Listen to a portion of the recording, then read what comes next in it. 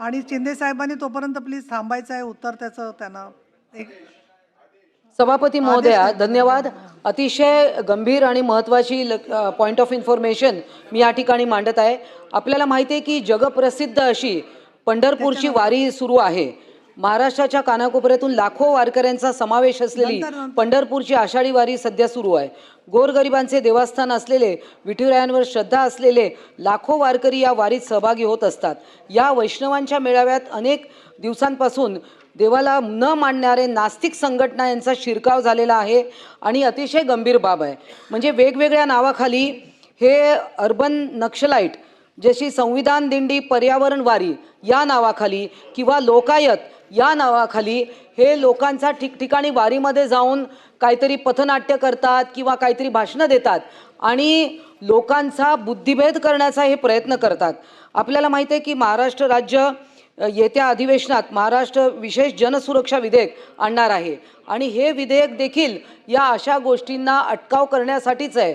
तर हे गंभीर प्रकार आहे.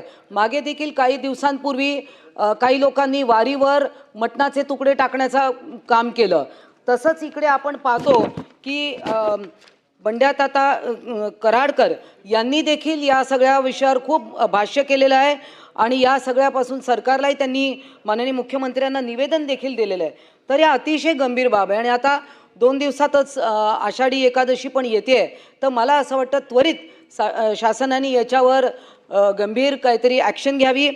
हे सगळे प्रकार रोखले गेले पाहिजे, कारण लोकांचा बुद्धिभेद करणं, त्यांना देवापासून दूर नेणं किंवा हिंदू धर्मावरच आक्रमण करण्याचे हे प्रकार सुरू आहेत. तर शासनाने याच्यावर गंभीर दखल घ्यावी.